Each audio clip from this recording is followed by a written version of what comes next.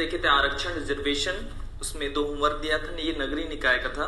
ठीक, यहाँ पे एक ही चेंज था, वुमेन का क्या लेना है 1/2 की जगह 1/3 लेना है अब, है ना, क्योंकि यहाँ पे 1/3 होता है नगरीय निकाय में। तो यहाँ वहां पे क्या पूछा है, नगर निगम, नगर पालिका, नगर पंचायत पूछा होगा तो 1/3 लेना वुमेन। ठीक, क्योंकि 1/3 आरक्षण है। और वहां पे ग्राम पंचायत, जनपद पंचायत, जिला पंचायत है तो हमको 1/2 लेना पड़ेगा, है ना। तो ये नगर निगम बोला है। तो अब देखिए प्रोसीजर तो सब में सेम होता है, कितना कितना देखिए, एसटी के लिए कितना हो जाएगा, हम एसटी के लिए कितना हो जाएगा, कुल कितने हैं 60, तो 60 का क्या हो जाएगा 20%। ठीक, एससी के लिए कितना हो जाएगा 60 का कितना 30%। अब यहाँ पे ओबीसी को देंगे कि नहीं, तो एग्जैक्ट 50% हो रहा है तो ओबीसी को देना पड़ता है। ठीक, और कितना देना पड़ता है, कुल का 25%, कितना कुल का 25%। तो हमको ओबीसी महिला बस जाना है तो ओबीसी का बस निकाल लीजिए आप लोग, बाकी सीट जो होगा वो अनरिजर्व का होगा, वो तो जानते ही हम लोग। ठीक, तो 60 का 25% कितना होगा 6 12 और 15 होगा मेरे ख्याल से, 15 चौके 60। हाँ, तो ये 15 हो गया, कितना हो गया 15 हो गया। तो 15 सीट किसके लिए हुआ, ओबीसी के लिए। 15 सीट में से वुमेन के लिए कितना रिजर्वेशन है, तो 1/3। तो 15 का 1/3 कितना हो गया 5 ओबीसी महिला के लिए रिजर्व हो जाएगा नगरीय निकाय में, कितने 5 ओबीसी महिला के लिए। ठीक, नगर पंचायत, ये तो आंसर फर्स्ट है ना। आंसर सेकंड में क्या होगा देखिए, कुल वार्ड कितने थे बताइए 20, यहाँ पे अनरिजर्व महिला निकालना है ना हमको, तो एसटी कितने होंगे 20 का कितना परसेंट है 5%, एससी कितने होंगे 20 का 50%, 20 का 50%, ओबीसी 50 + 5 55 हो जा रहा है तो ओबीसी का अलग से नहीं देंगे, बाकी सब सीट किसका होगा अनरिजर्व का होगा। ठीक, तो 20 का 5% कितना हो रहा है, ठीक, तो 1 कितना होगा 1 होगा 1 सीट। यहाँ पे 20 का 50% मतलब 10 सीट। टोटल कितने सीट बच गए हमारे पास अनरिजर्व के लिए, तो टोटल सीट हमारे पास कितने थे, कुल वार्ड थे 20, तो 20 में से 11 चले गया तो कितना बचा 9, कितने सीट बचे 9 सीट। अनरिजर्व के लिए कितने सीट बचे 9। अब अनरिजर्व महिला का देखना है हमको, लेकिन अनरिजर्व महिला का अब देखिए यहां पे अच्छे समझिएगा ना, कुल कितने थे, कुल वार्ड हमारे पास 20 थे, तो 20 का 1/3 महिला होगा, मतलब 7 महिलाओं को देना है। कितने महिला को देना है हमको 7 महिला को, 1/3 6 पॉइंट कुछ आएगा, मतलब 7 महिलाओं को देना है। तो अब एक सीट आया तो एक सीट 1/3 जितने भी आए तो एक सीट एसटी महिला को चले जाएगा। ठीक, इसका 1/3 करना मतलब 3.33 मतलब 4 सीट एससी महिला को चले जाएगा।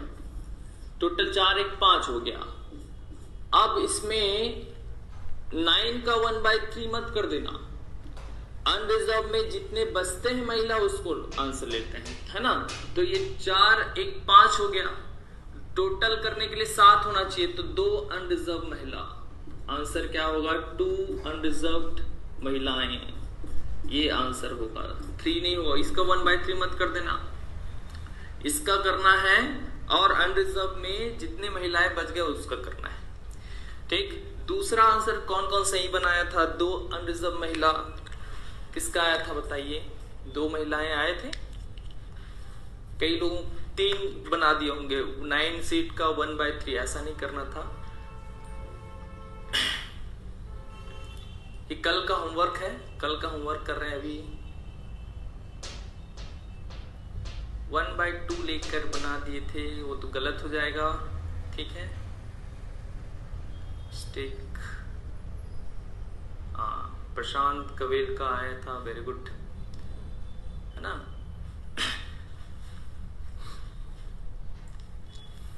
ठीक है, देखिए सब कुछ सीख जाते हैं, ठीक है हम लोग, लेकिन वहां पे एक बच्चे जैसा ही कैलकुलेशन करना है हमको।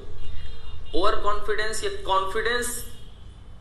कॉन्फिडेंट ही नहीं होना है हमको, ये पूरा कैलकुलेशन करके देखना ही है। जीएस पेपर में तो बहुत टाइम मिलता है, तो पूरा कैलकुलेशन करके, ये शॉर्टकट मत मार देना वहां पे। ये 9 सीट इंटू 1/3 होता था, 3 सीट तो ऑप्शन ए में दे दिए रहेगा वो, तो वही दिखेगा आपको, लेकिन आंसर क्या होगा, 2 सीट होगा। तो अच्छे से ध्यान दे के आप लोग आंसर लेंगे कभी भी, है ना। एक चीज होता है सीख जाना, उसके बाद होता है एग्जीक्यूशन। तो एग्जीक्यूशन में ही इंसान गड़बड़ कर देता है। सीखना तो हो जाता है, एग्जीक्यूशन में एकदम बच्चे टाइप का आप लोग क्या कीजिएगा, जैसे हम लोग स्कूल में हर चीज को निकालते थे, लिख लिख कर वैसे लिख कर कीजिएगा, ज्यादा बेटर है ना। चलिए ये सीख गए हमारे हम, है ना। अब स्टार्ट करते हैं आज का टॉपिक।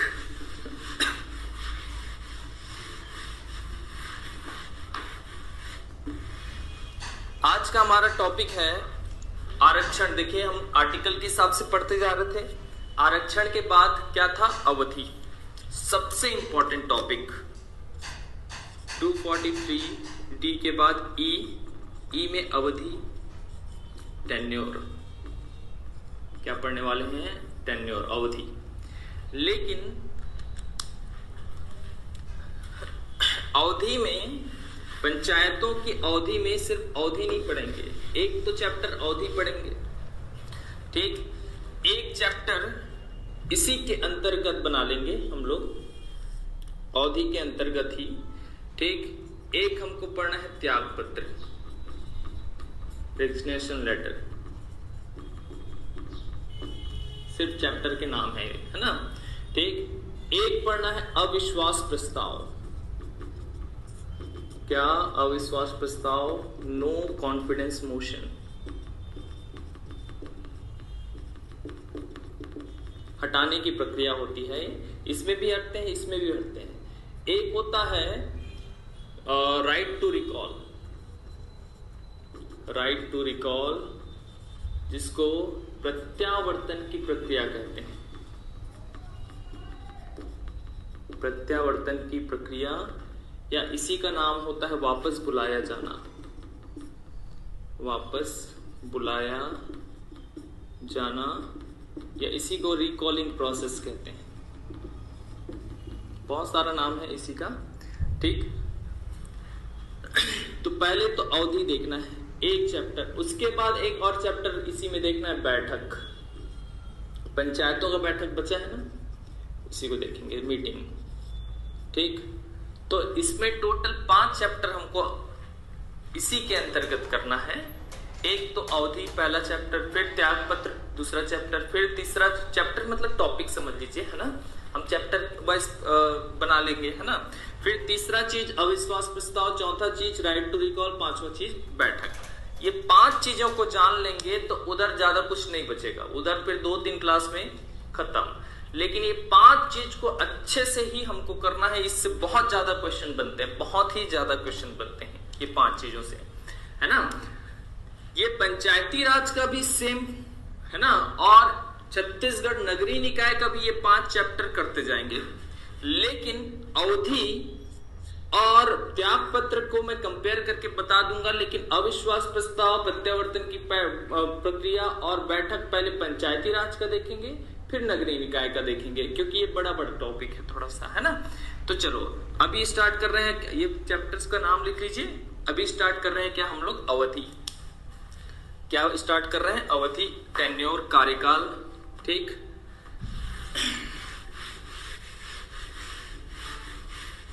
इसको हटाना पड़ेगा, थोड़ा बड़ा बनेगा,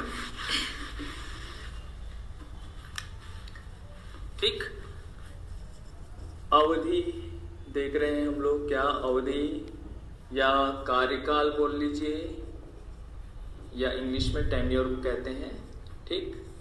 तो दोनों का देखेंगे, पंचायती राज का और नगरीय निकाय का भी। तो पंचायती राज में कौन कौन से स्तर होते हैं बताओ। एक तो ग्राम पंचायत होता है, थोड़ा नीचे, ग्राम पंचायत, ठीक। ग्राम पंचायत के बाद दूसरा क्या होता है, जनपद पंचायत, ठीक, जनपद पंचायत। जनपद पंचायत के बाद तीसरा क्या होता है? जिला पंचायत। ठीक, क्या? जिला पंचायत। इंग्लिश में जिला को डिस्ट्रिक्ट मत लिख दीजिए, जिला पंचायत को जिला पंचायत ही लिखते हैं ना। एक तो नगर, फिर नगरीय निकाय के 3 स्तर, तो अवधि में दोनों को एक साथ करना है, पंचायती राज का भी और नगरीय निकाय का। तो नगरीय निकाय में कौन कौन होंगे? एक तो नगर पंचायत,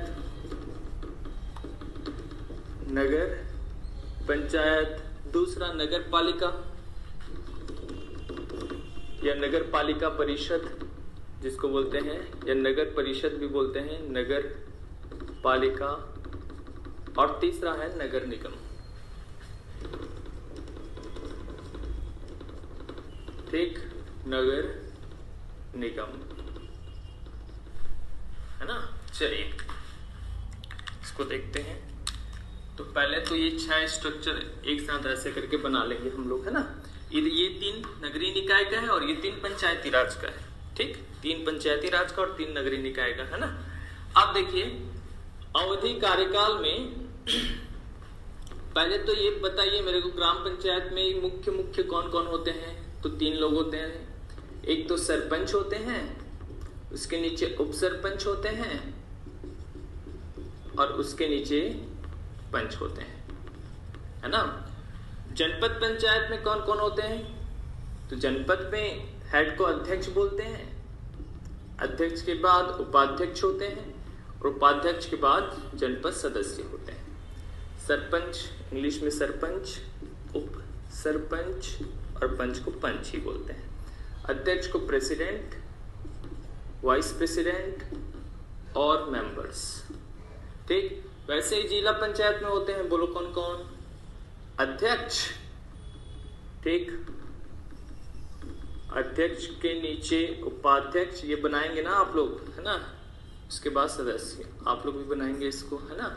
नगर पंचायत के भी कौन होते हैं? नगर पंचायत के हेड को हम लोग बोलते थे अध्यक्ष, सब हेड को बोलते थे उपाध्यक्ष और उसके नीचे पार्षद।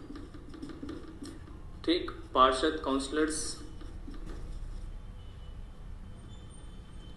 ठीक, काउंसलर्स या पार्षद, है ना, या सदस्य भी बोल सकते हैं। नगर पालिका के भी कौन कौन होते हैं भाई? नगर पालिका के अध्यक्ष, उसके नीचे उपाध्यक्ष और उसके नीचे पार्षद। और नगर निगम के हेड को क्या बोलते थे? यहाँ पे ध्यान रखने का था, यहाँ पे महापौर जिसको मेयर कहते हैं, है ना, उसके नीचे उपाध्यक्ष नहीं, यहाँ पे निगम अध्यक्ष आते हैं, निगम प्रेसिडेंट आते हैं, उसके नीचे पार्षद आते हैं। तो पार्षद 3 टाइप के होते हैं, एक नगर पंचायत के पार्षद, एक नगर पालिकाओं के पार्षद, नगर निगम के पार्षद। ठीक, या सदस्य भी बोल सकते हैं आप लोग, है ना। अब अवधि बहुत इजी लग रहा होगा सभी को। अवधि में क्या है? 5 साल तो है सर, क्या करना है ना। तो वो ठीक है, देखिए अभी क्वेश्चन आया, क्वेश्चन मतलब स्टेटमेंट आया, कौन सा सही कौन सा गलत। ग्राम पंचायत की अवधि 5 साल की होती है, सही। सरपंच की, ग्राम पंचायत एक स्ट्रक्चर है, एक क्या है? स्ट्रक्चर। ग्राम पंचायत, जनपद पंचायत, जिला पंचायत, नगर पंचायत, नगर पालिका, नगर निगम, ये सब एक स्ट्रक्चर है। ये इंसान है क्या? नहीं, ये तो एक स्ट्रक्चर है। तो इन सब का अवधि 5 साल का होता है। कितने साल का? 5 साल का। चाहे ग्राम पंचायत हो, चाहे जनपद पंचायत हो, चाहे जिला पंचायत हो, चाहे नगर पंचायत हो, नगर पालिका हो, चाहे नगर निगम हो, सब की अवधि कितने साल की होगी? 5 साल की। Very good. ग्राम पंचायत की अवधि भी 5 साल। लेकिन अब ये मेंबर्स हैं, ये सरपंच तो एक इंसान बनता है, उप सरपंच भी एक इंसान बनता है, पंच भी एक इंसान बनते हैं। ये 5 साल तक ऐसा है क्या कि 5 साल तक अगर एक इंसान सरपंच बन गया तो ये 5 साल में इसकी मृत्यु नहीं हो सकती? ऐसा तो नहीं है, मृत्यु भी हो सकती है, त्याग पत्र भी दे सकते हैं, अविश्वास प्रस्ताव भी लाया जा सकता है, राइट टू रिकॉल मतलब हटाने की प्रक्रिया भी कर सकते हैं। तो याद रखना, अगर सरपंच, उप सरपंच और पंच की अवधि ये इंसानों की एक पद की अवधि अगर 5 साल दिया है तो ये गलत होता है। यहाँ पे दूसरा स्टेटमेंट अगर है, स्टेटमेंट 1 तो सही, ग्राम पंचायत की अवधि 5 साल। स्टेटमेंट 2 ऐसा दिया है कि सरपंच की अवधि या कार्यकाल, सरपंच का कार्यकाल 5 साल का होता है, तो ये स्टेटमेंट गलत, आंसर गलत। ठीक, ये स्टेटमेंट गलत लोगे आप, है ना, मतलब ये रॉन्ग लोगे आप। यहां पे उसको लिखना पड़ेगा 5 साल या पंचायत के भंग होते तक। ठीक, up to dissolution of panchayat. अब पंचायत के भंग होते तक मतलब क्या होता है, पंचायत के भंग होने का बहुत तरीका, सबके सब त्याग पत्र दे दिए, भंग हो गया। भंग मतलब पूरा खत्म हो गया, है ना। अब सरपंच है, इनकी मृत्यु हो गई, ठीक, इनकी भी मृत्यु हो गई, इनकी भी एक साथ मृत्यु होगी। ठीक, तो जब बस में जा रहे थे घूमने, क्यों जाते जाते जाते बस पलट गया, ठीक, इनका कार्यकाल खत्म वहीं पे, है ना भाई। और यार बहुत सारे तरीका और हो सकते हैं, बाढ़ आ गया तो सबकी मृत्यु हो गई, और मृत्यु के बाद क्या, पंचायत भंग, फिर से नया पंचायत बनाया जाएगा। तो ये पंचायत की अवधि 5 साल फिक्स होती है, क्योंकि कुछ भी हो जाए 5 साल पूर्ण करता ही है। लेकिन ये जो है इनका 5 साल या बहुत सारे रीजन होते हैं, तो बहुत सारे रीजन को एक वर्ड में क्या कैसे डिस्क्राइब किया जाता है, पंचायत के भंग होते तक। ठीक, पंचायत के भंग होते तक, या अप टू, इसी को इंग्लिश में बोलते हैं up to dissolution of panchayat. ठीक, तो ग्राम पंचायत की अवधि 5 साल करेक्ट, सरपंच की अवधि या कार्यकाल 5 साल या उसके या ये तभी सही होता है, होगा या भंग होते तक। ठीक, ये सही होगा एज इट इज। सब में इनका ये मेंबर्स जो है इनका कार्यकाल भंग होते तक, यहाँ पे नगरीय निकाय के भंग होते तक होगा, और जो ऊपर स्ट्रक्चर है उनका 5 साल होगा। ठीक, चलिए अब आप लोग आंसर बताएंगे, मैं जिसका पूछूंगा या स्टेटमेंट मैं बोलूंगा, आप लोग आंसर बताइएगा, है ना। चलिए कमेंट कीजिएगा, है ना। हमारा स्टेटमेंट है जिला पंचायत अध्यक्ष के का कार्यकाल 5 साल का होगा, सही कि गलत।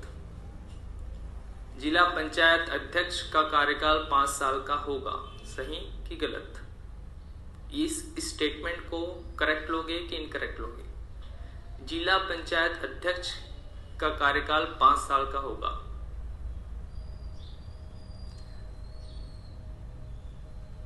हाँ, रॉन्ग। हाँ होगा ऐसा नहीं लिखना है, मतलब सही कि गलत बताना है ना।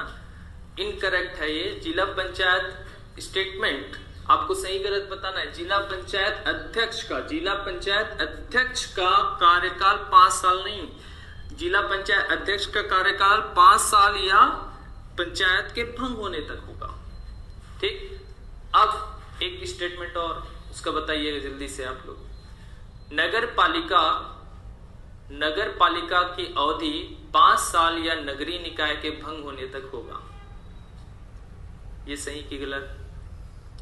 नगर पालिका की अवधि 5 साल या नगरीय निकाय के भंग होने तक होगा, सही कि गलत। नगर पालिका की अवधि 5 साल या नगरीय निकाय के भंग होने तक रहेगा, सही कि गलत। गलत, वेरी गुड। नगर पालिका, ये नगर पालिका ये पूछ रहा। पहले तो आप लोग क्वेश्चन सुनिए। इस क्वेश्चन में अगर ये बोल रहा हूं तो 5 साल ही आंसर लेंगे, और इन सब जो भी मेंबर्स हैं इसका अगर पूछा है तो 5 साल या भंग होने तक होगा। तो अभी मैं क्या बोला, नगर पालिका का अवधि 5 साल या भंग होने तक होगा, तो वो गलत है। भंग होने तक नहीं, 5 साल ही होगा इसका, बस, है ना। चलिए एक दो और बताइए, सभी करेक्ट बताइएगा, है ना। अभी भी किसी को डाउट है, सभी करेक्ट बताइएगा, है ना। चलिए, मैं महापौर का कार्यकाल 5 साल का होगा, सही कि गलत।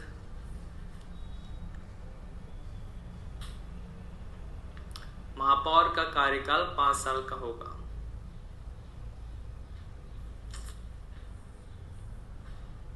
रॉन्ग, ठीक है, वेरी गुड, है ना। Very good. एक पंच की अवधि 5 साल निर्धारित की जाती है, सही की गलत? एक पंच की अवधि 5 साल निर्धारित की जाती है, सही की गलत?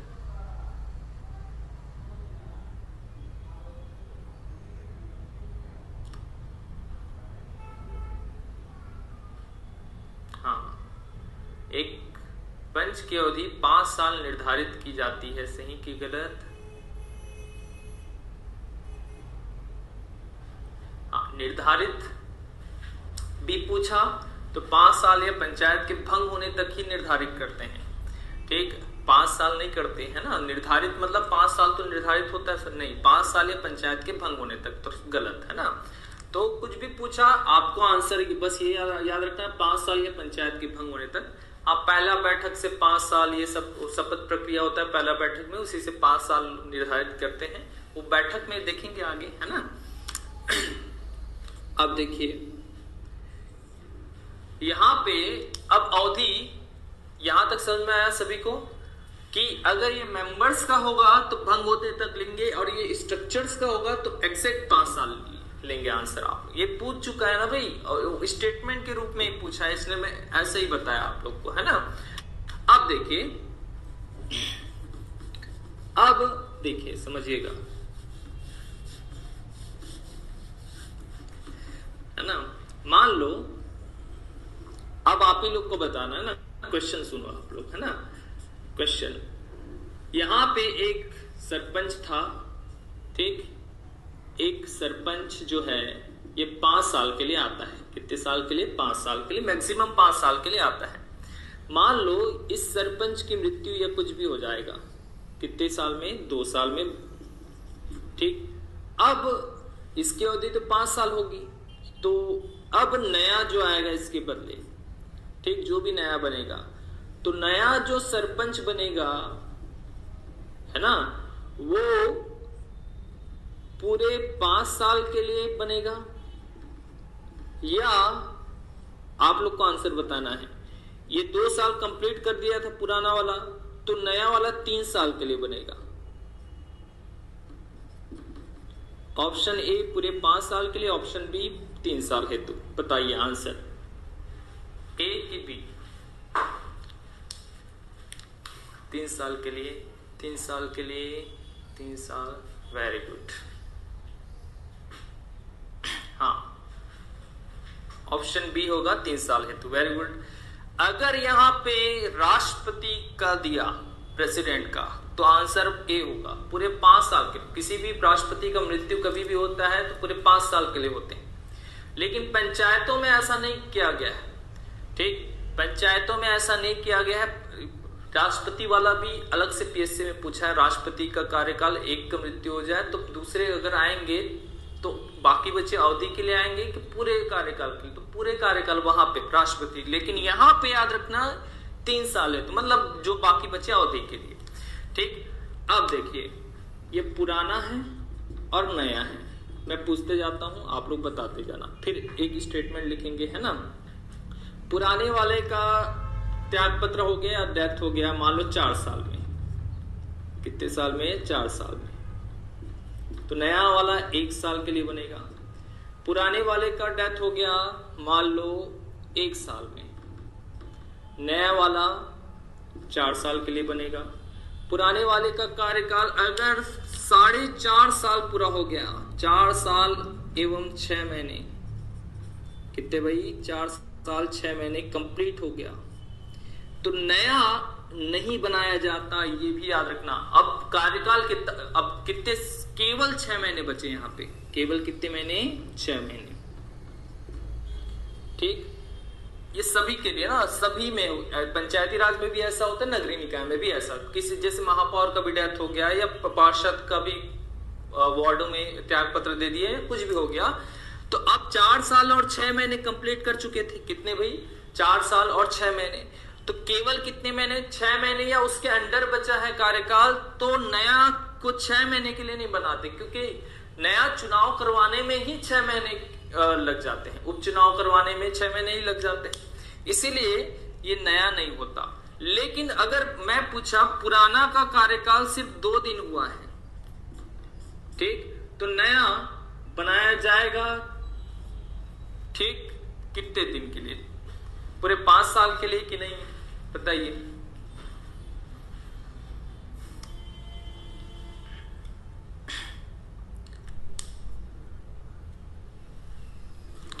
क्वेश्चन समझ में आया?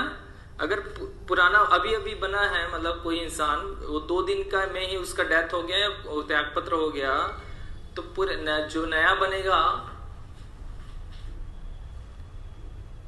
पूरे 5 साल के लिए बनेगा कि कैसे बनेगा?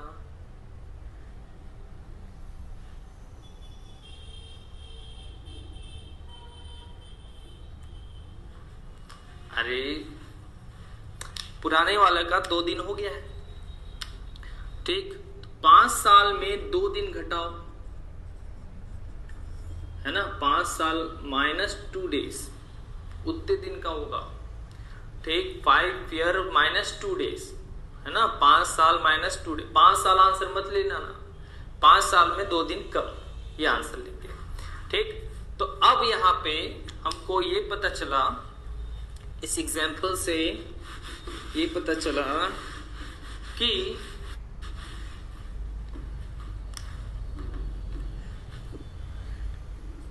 ठीक, नोट पॉइंट करके लिखिएगा यहाँ पे, ठीक, पंचायत या नगरीय निकाय के भंग होने पर नया पंचायत या नगरीय निकाय बाकी बचे अवधि हेतु बनाया जाता है। क्या? बाकी बचे अवधि हेतु, परंतु केवल 6 महीने या उससे कम शेष हैं। कितने? 6 महीने या उससे कम, तब नया पंचायत या नगरीय निकाय नहीं बनाया जाएगा। ये स्टेटमेंट अच्छे से ध्यान रखिएगा, या तो हमको तो समझ में आ गया कि पंचायत या नगरीय निकाय के भंग होने पर नया पंचायत पूरे कार्यकाल के नहीं, बाकी बचे अवधि के लिए गठित किया जाता है, परंतु केवल 6 महीने या उससे कम शेष बचा है कार्यकाल, ठीक, तो तब नया पंचायत या नगरीय निकाय गठित नहीं किया जाएगा। ये तो समझ में आ गया होगा आप लोग को, है ना, ठीक। अब यहां पे इसलिए इसका फिक्स होता है, जैसे 2 साल में किसी का भी डेथ हो रहा है, बाकी 3 साल के लिए आ जा रहा है ना भाई, इसलिए 5 साल कंप्लीट करके ही रहता है, ये भी 5 साल कंप्लीट करके रहता है, लेकिन इन लोग 5 साल कंप्लीट कर रहे हैं क्या? नहीं, इन लोग का कुछ भी हो जा रहा है, ठीक, इसीलिए बाकी बचे अवधि के लिए ऐसे करके रहना है आपको, ठीक, परंतु केवल 6 महीने या उससे शेष बचा है। तो अब कई लोग का डाउट आता है, सर यहाँ पे 6 महीने के लिए 1 दिन बस बचा था और डेथ हो गया, तो तब कैसा होगा? तब नया का चुनाव हो जाएगा, ठीक। हालांकि प्रैक्टिकली नहीं करवाएंगे, लेकिन आपको आंसर वहां पे एग्जैक्ट जो पूछा है वहां पे तुक्का नहीं चलेगा ना भाई, प्रैक्टिकल वाला नहीं चलेगा। 6 महीने के लिए केवल 1 दिन बचा था और उसका डेथ हो गया, तो नया चुनाव कराया जाएगा, नया उपचुनाव कराया जाएगा, ठीक। 6 महीने एग्जैक्ट बचा रहे या उससे कम बचा रहे, तब नहीं कराया जाता, बस ये याद रखिएगा, है ना। तो यहां तक समझ में आया? अवधि यही समझ में आया? आगे बढ़े, आगे बढ़े।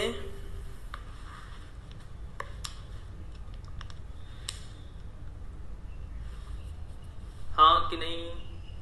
आगे बढ़े, चलिए। ये था अवधि, ये अभी हम लोग क्या देखें? अवधि, कार्यकाल।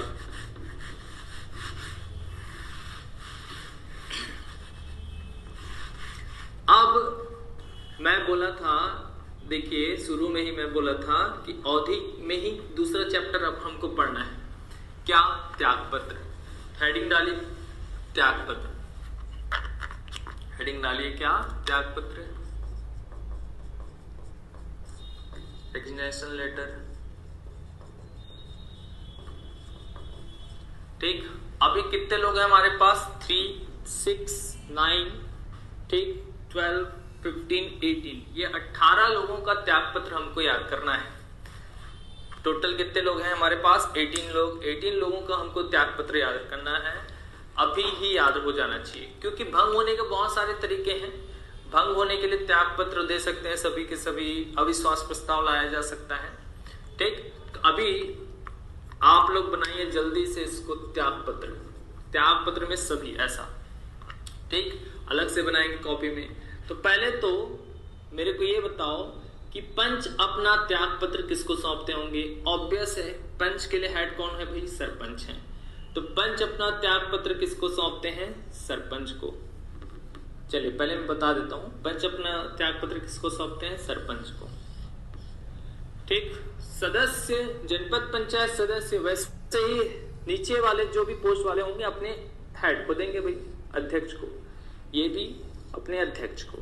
तो यहाँ पे भी सेम कर दो, पार्षद भी अपने त्याग पत्र किसको सौंपते होंगे, अध्यक्ष को।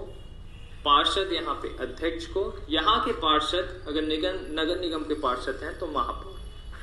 तो नीचे वाले सभी ऊपर वाले को, तो अपने अपने हम लोगों को 1 2 3 4 5 6 6 लोगों का त्याग पत्र याद हो गया।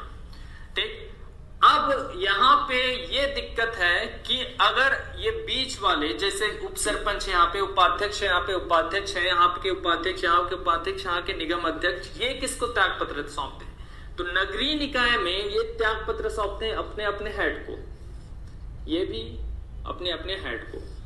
ठीक, तो यहां तक हमको याद हो गया, ठीक है। लेकिन ये 3 बताइए, उप सरपंच अपना त्याग पत्र किसको देंगे, बताइए, किसी को पता है क्या, उप सरपंच किसको सौंपेंगे त्याग पत्र, उप सरपंच त्याग पत्र किसको सौंपते होंगे, नहीं पता,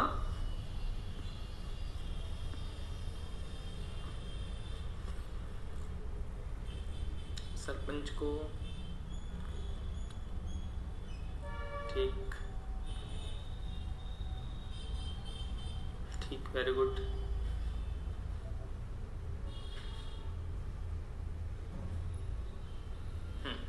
देखिए, उप सरपंच हो या सरपंच हो, ये दोनों अपना त्याग पत्र पंचायत उप संचालक को सौंपेंगे। किसको भाई, पंचायत वाइस प्रेसिडेंट,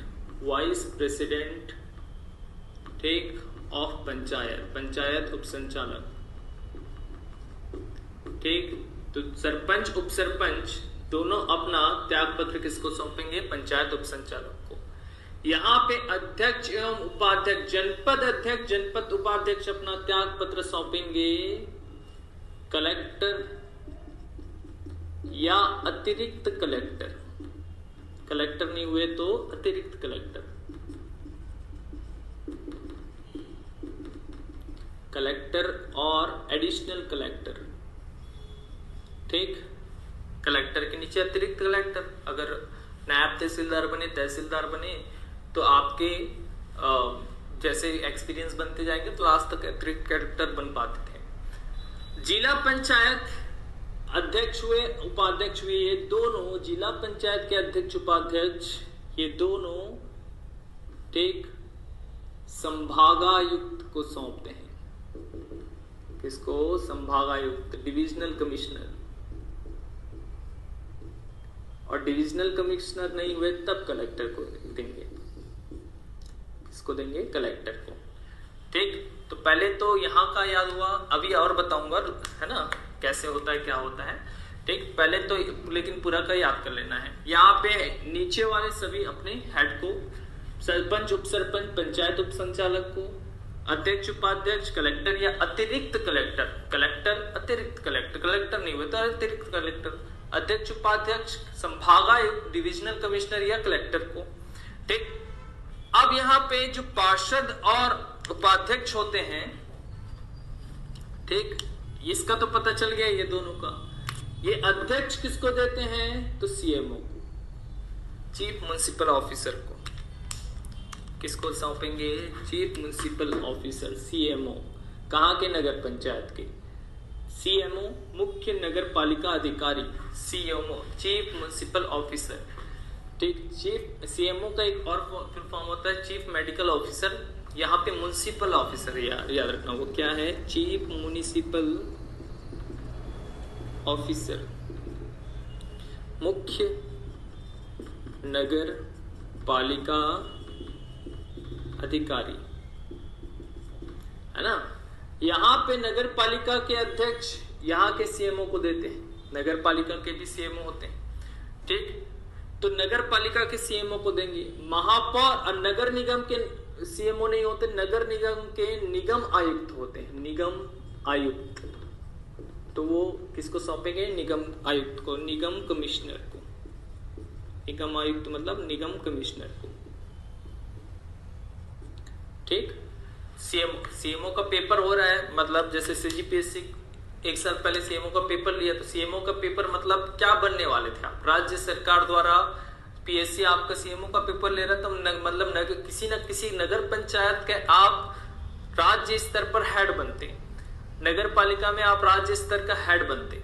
ठीक, अब जो टॉपर्स होते हैं वो नगर पालिका के सीएमओ बनाए जाते हैं, जिसमें उसमें 2 श्रेणी दिया था देखना, और जो उसके नीचे आते थोड़ा सा उसको नगर पंचायत के सीएमओ बनाते। लेकिन सीएमओ अगर निगम आयुक्त कौन बनेंगे? जो आईएएस ऑफिसर होंगे, है ना। यहाँ पे है ना। अब देखिए यहाँ पे एक चीज और 2-4 चीज और बता दें। कलेक्टर कैसे बनते हैं? आईएएस ऑफिसर हैं, आईएएस का पास करो, यूपीएससी पास करो, आप कलेक्टर बनोगे। अतिरिक्त कलेक्टर तो आप बन सकते हो, कैसे? जैसे प्रमोशन के थ्रू। संभागायुक्त कैसे बनोगे? तो संभागायुक्त डिविजनल कमिश्नर। अगर कलेक्टर बहुत ही एक्सपीरियंस है, 15 साल 20 साल, मतलब आईएएस ऑफिसर, तब संभागायुक्त बनाया जाता है। वो पंचायत उप संचालक किसको बनाया जाता है? जैसे आप डिप्टी कलेक्टर के लिए सेलेक्ट हुए, लेकिन डिप्टी कलेक्टर के लायक नहीं, काम नहीं कर पा रहे हो, तो आपको पंचायत उप संचालक, हटा तो नहीं सकते, पंचायत उप संचालक है, ऐसे कोई पोस्ट दे दिया जाएगा। अब देखिए, समझिएगा, यहाँ पे जो ये दोनों हैं नगरीय निकाय में ना, ये 2 जो पोस्ट हैं नीचे के, ठीक, उपाध्यक्ष पार्षद, उपाध्यक्ष पार्षद, निगम अध्यक्ष पार्षद, ये डायरेक्ट कलेक्टर को भी दे सकते हैं। पहला प्रेफरेंस उनका क्या रहेगा? अपने अपने हेड को। तो सेकंड प्रेफरेंस में ये डायरेक्ट किसको दे सकते हैं? कलेक्टर को भी दे सकते हैं। डायरेक्ट किसको दे सकते हैं? कलेक्टर को भी अपना त्याग पत्र दे सकते हैं। ठीक, मान लो जैसे एक पार्षद, जैसे पार्षद का, मान लो यहाँ के पार्षद का मेयर से लड़ाई हो गया और उसी कारण ये त्याग पत्र दे रहा है, तो पार्षद महापौर को जाके त्याग पत्र थोड़ी ना सौंपेगा भी, ये लीजिए आपके कारण मैं त्याग पत्र दे रहा हूं, ऐसा नहीं। वो डायरेक्ट किसको बोलेगा? कलेक्टर को मैं अपना त्याग पत्र दे रहा हूं। ठीक, हालांकि पहला प्रेफरेंस अगर पूछेगा तो अपने अपने हेड को देते हैं, नहीं तो सेकंड प्रेफरेंस में डायरेक्ट हम लोग क्या अपने कलेक्टर को दे सकते हैं। यहां पे नीचे के तीनों जो भी हैं, ये नीचे के तीनों पंच, सदस्य और सदस्य, ये अगर अपने अपने हेड को नहीं देना चाहते तो सेकंड प्रेफरेंस में जो सरपंच दे रहे थे इनको दे सकते हैं, ये डायरेक्ट, ये इनको दे सकते हैं और ये भी इनको दे सकते हैं डायरेक्ट। मान लो एक पंच का लड़ाई हो गया है सरपंच से, तो अपने त्याग पत्र थोड़ी वहीं पे जाएंगे भाई सौंपने। पंच बोलेंगे मैं डायरेक्ट पंचायत उप संचालक के पास जा रहा हूं अपने त्याग पत्र सौंपने। ठीक, तो ये यहाँ पे ये दोनों डायरेक्ट कलेक्टर को दे सकते हैं, कलेक्टर को। ठीक, डायरेक्ट किसको दे सौंप सकते हैं? कलेक्टर को।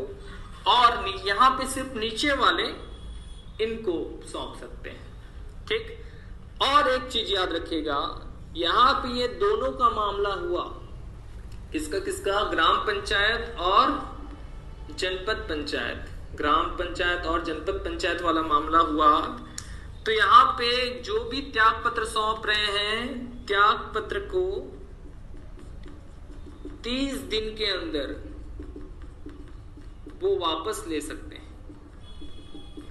ठीक, यहाँ पे त्याग पत्र को जनपद और ग्राम पंचायत वाले, लेकिन यहाँ वाले जो भी बचे हैं उसको कोई मौका नहीं मिलेगा। जैसे एक गांव का सरपंच है, सरपंच त्याग पत्र दे दिया, आज त्याग पत्र दे दिया और उसको पता है मैं गांव में बहुत पॉपुलर हूं, मेरे को तो मनाएंगे, है ना। तो अब मान लो इनका कोई बात नहीं मान रहा था ऊपर अधिकारी, तो सरपंच बोले मैं त्याग पत्र दे रहा हूं। अब सरपंच बोले त्याग पत्र दे रहा हूं तो दे दिए, लेकिन गांव वाले फिर भीड़ इकट्ठा किए और ये किए वो किए, जो भी कर सकते थे, तो फिर वो 30 दिन के अंदर अपना त्याग पत्र वापस ले सकते हैं और सरपंच का पद फिर से उनको मिल जाएगा, है ना।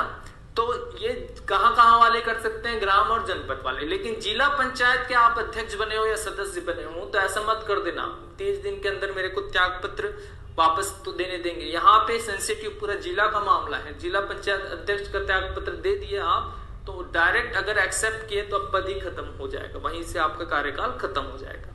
ठीक, यहां तक समझ में आया आप लोगों को। चलिए एक बार यहाँ पे आप लोग बिना देखे आंसर बताइएगा। लिख लिए क्या?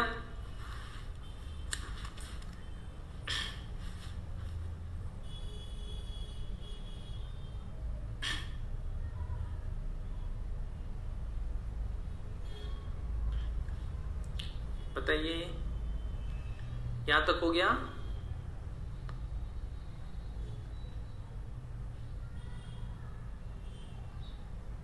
याद हुआ यहां तक?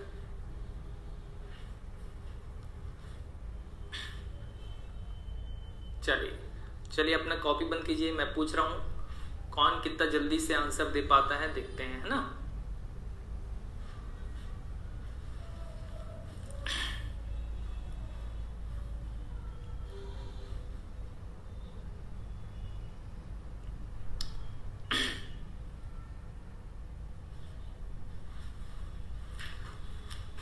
कौन कितना जल्दी से आंसर दे पाता है, देखते हैं। इसको हटाएं।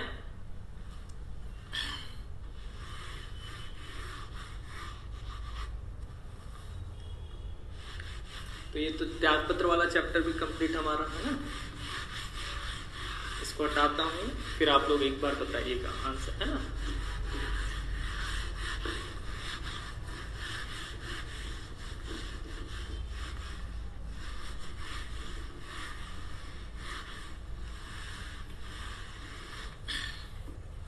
चलो अब आप लोग की बारी। त्याग पत्र में पूछता हूं ना, जल्दी से। आप लोग को याद हुआ कि नहीं, चेक कीजिएगा। जो जल्दी से आंसर बताएगा उसका नाम लेके मैं बताऊंगा, ठीक, कौन आंसर बताया। चलिए बताइए, महापौर अपना त्याग पत्र किसको सौंपते हैं? आंसर बताइए जल्दी से। मेयर अपना त्याग पत्र किसको सौंपते हैं? महापौर अपना त्याग पत्र किसको सौंपते हैं? निगम आयुक्त, निगम आयुक्त, ठीक है, वेरी गुड। राधिका प्रसाद कमिश्नर को, नीतू ठाकुर, चित्रलेखा, गजेंद्र, जिन्हें सबका, वेरी गुड, ठीक। नेक्स्ट जिला पंचायत सदस्य अपना त्याग पत्र किसको सौंपते हैं? जिला पंचायत सदस्य अपना त्याग पत्र किसको सौंपते हैं? कॉपी बंद रखिएगा, है ना, कॉपी बंद रखिएगा। मतलब आप जहां पे भी लिखे होंगे उसको सिर्फ सोच के बताइए। जिला पंचायत सदस्य अपना त्याग पत्र किसको सौंपते हैं?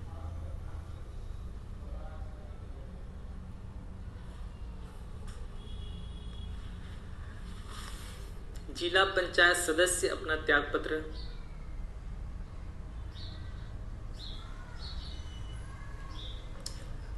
गुड, जिला पंचायत अध्यक्ष को,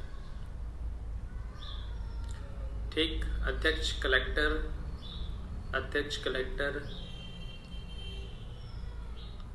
वेरी गुड, ठीक है।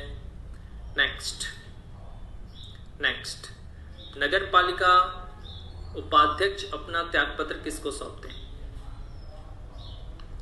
नगर पालिका उपाध्यक्ष अपना त्यागपत्र किसको सौंपते हैं?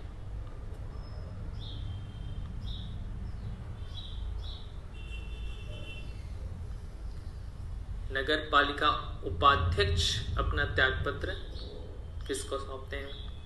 फर्स्ट प्रेफरेंस भी बताओ, सेकंड प्रेफरेंस भी बताओ। मतलब पहले किसको सौंपेंगे, वो नहीं रहेंगे तो किसको सौंपेंगे? उपाध्यक्ष, उपाध्यक्ष वाइस प्रेसिडेंट ऑफ नगर पालिका।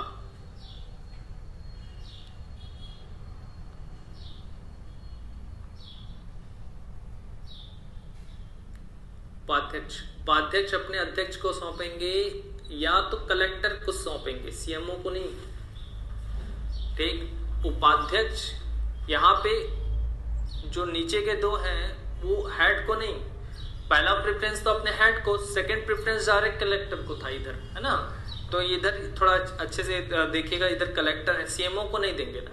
ठीक, हालांकि प्रैक्टिकली अलग होगा, लेकिन आपका जो लॉ बुक में है वही आंसर लेंगे ना भाई हम, है ना। चलिए एक और क्वेश्चन, उप सरपंच अपना त्यागपत्र किसको सौंपते हैं? उप सरपंच अपना त्यागपत्र किसको सौंपेंगे? उप सरपंच अपना त्यागपत्र किसको सौंपेंगे?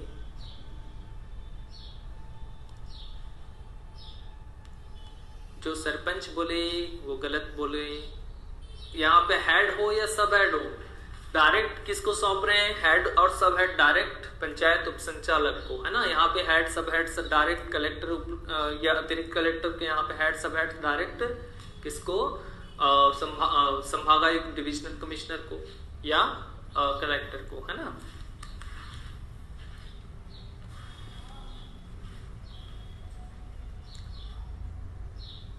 उप सरपंच पंचायत उप संचालक, ठीक है, वेरी गुड, है ना। चलिए नगर पंचायत अध्यक्ष किसको सौंपेंगे बताओ? नगर पंचायत अध्यक्ष,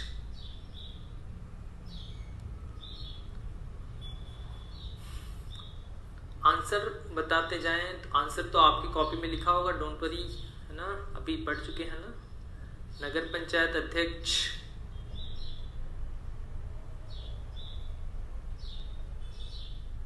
सीएम को, नगर पंचायत सीएमओ को, चीफ म्युनिसिपल ऑफिसर को, वेरी गुड, है ना। नगर पंचायत सीएमओ को। जिला पंचायत सदस्य, जिला पंचायत सदस्य,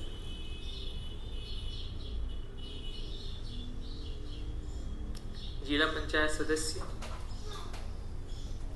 जिला पंचायत सदस्य, आंसर बताइए। जिला पंचायत सदस्य अपना त्यागपत्र किसको सौंपेंगे?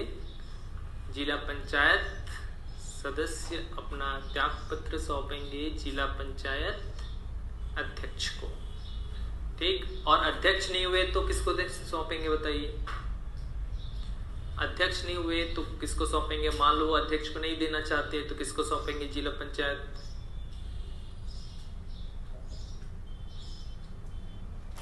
हाँ, अध्यक्ष नहीं हुए तो संभागायुक्त या कलेक्टर को, ठीक। तो कल तक इसको अच्छे से याद करके रखिएगा आप लोग, है ना। पढ़ते पढ़ते भी इजी लगता है, कौन कितना अच्छे से इसको रिवीजन किया है वही वहां पे, हालांकि वहां पे 4 ऑप्शन में बन जाता है, 2-4 बार पढ़े रहो तो, ठीक।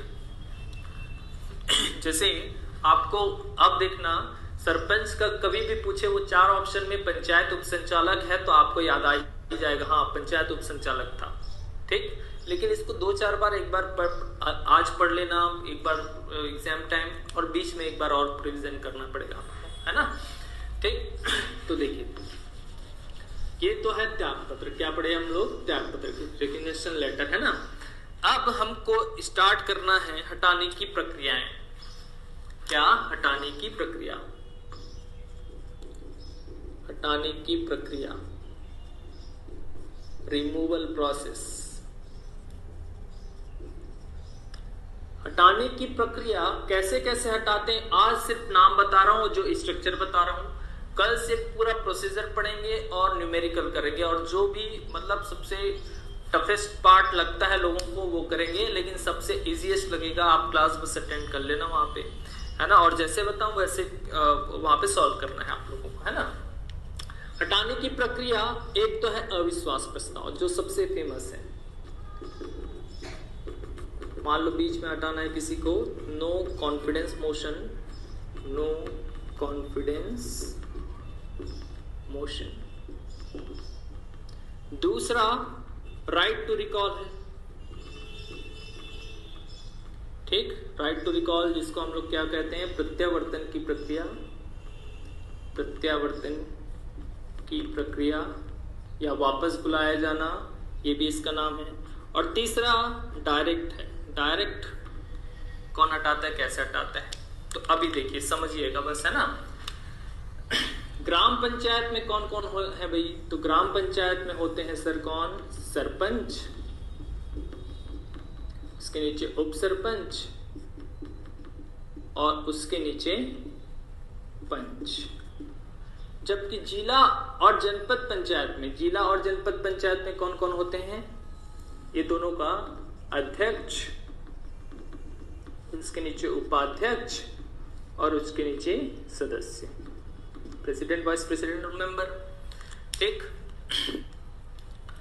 अब मैं अभी ये जान रहे हैं कि किसको कौन से पद वाले के लिए क्या लाते हैं। जैसे सरपंच, उप सरपंच और सरपंच, उप सरपंच और अध्यक्ष उपाध्यक्ष को हटाना है,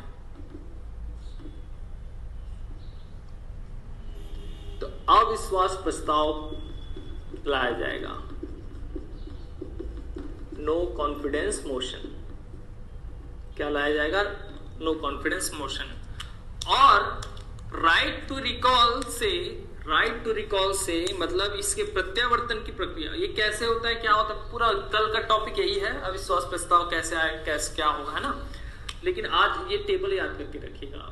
अगर सरपंच और पंच को हटाना है, किसको किसको, सिर्फ मैं बोला सरपंच, उधर नहीं बोल रहा हूं मैं, सिर्फ यहाँ पे सरपंच और पंच को हटाना है। किसको भाई, सरपंच और पंच को हटाना है, तो राइट टू रिकॉल लाते हैं, राइट टू रिकॉल लाएंगे, राइट टू रिकॉल या जिसको प्रत्यावर्तन की प्रक्रिया कहेंगे, ठीक। तो पहला चीज ये ध्यान रखना है, इधर पंचायत की तरफ बताया अभी, है ना, मैं राइट टू रिकॉल से किसको किसको हटाया जाता है, सरपंच और पंच को, ठीक। और अविश्वास प्रस्ताव से किसको किसको हटाया जा सकता है, सरपंच, उप सरपंच को भी, जनपद पंचायत अध्यक्ष उपाध्यक्ष को, जिला पंचायत अध्यक्ष और उपाध्यक्ष को, ठीक। अब बोलेंगे आप सर सदस्य को हटाना है तो डायरेक्ट हटा सकते हैं, डायरेक्ट कलेक्टर द्वारा हटाया जा सकता है, उसको पहले बाद में बता दूंगा मैं। अविश्वास प्रस्ताव और राइट टू रिकॉल का पहले समझिएगा आप लोग, है ना। यहाँ पे नगर पंचायत का बनाते हैं, आप देखिए, नगर पंचायत और नगर पालिका, ठीक, नगर पंचायत और नगर पालिका,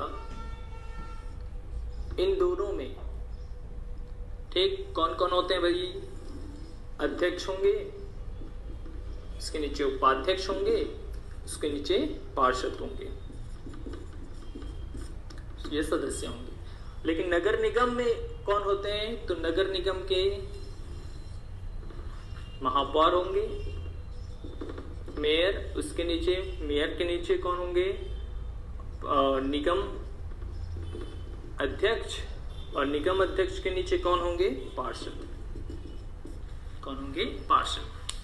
तो अब देखिए पहले क्या था और इस बार क्या चेंज किया गया। देखिए पहले था कि जो भी हेड है यहां पे, इसको राइट टू रिकॉल से, प्रत्यावर्तन से हटाते थे, प्रत्यावर्तन की प्रक्रिया से, इससे, ठीक। जो भी उपाध्यक्ष थे इसको हटाते थे यहाँ पे अविश्वास प्रस्ताव से, किससे, अविश्वास प्रस्ताव, नो कॉन्फिडेंस मोशन। और जो भी पार्षद से डायरेक्ट हटा सकते हैं कलेक्टर के ऑर्डर से। कुछ भी क्वेश्चन आया, पार्षद को कौन हटाएगा, कैसे हटाएगा, जो भी सिचुएशन, डायरेक्ट आंसर ले लेना कर कलेक्टर, कुछ भी नहीं सोचना दूसरा, ठीक। लेकिन अब इस साल क्या किए, इस बार का चुनाव में एक बहुत बड़ा चेंज किया गया था, क्या कि महापौर को, देखो राइट टू रिकॉल जो जब भी आता है जनता द्वारा लाया जाता है, जनता द्वारा ही हटाया जाता है, राइट टू रिकॉल। अविश्वास प्रस्ताव नीचे वाले ऊपर को हटाना चाहते हैं, जैसे पंच, सरपंच, उप सरपंच को हटाना चाहते हैं तो अविश्वास प्रस्ताव। लेकिन राइट टू रिकॉल आएगा तो जनता द्वारा हटाया जाएगा, और सरपंच और पंच को जनता चुनते हैं तो जनता हटा सकते थे। वैसे ही पहले क्या होता था, महापौर और अध्यक्ष को जनता चुनते थे, तो जनता चुनते थे तो जनता द्वारा हटाने की प्रक्रिया भी किया जा सकता है करके राइट टू रिकॉल था। जो ऐसा मैं बता रहा हूं वैसे ही राइट टू रिकॉल को क्यों हटाया गया ये पूछेगा तो एक रीजन क्या है, जनता जिसको चुनती थी, जनता उसको ही हटा सकती है ना भाई। लेकिन जनता द्वारा, जैसे इनका डायरेक्ट प्रत्यक्ष निर्वाचन होता था, लेकिन अब क्या किए, महापौर और अध्यक्ष को डायरेक्ट जनता द्वारा नहीं, वो तो पार्षद द्वारा होगा, तो यहाँ पे इसीलिए प्रत्यावर्तन की प्रक्रिया हटा दी गई।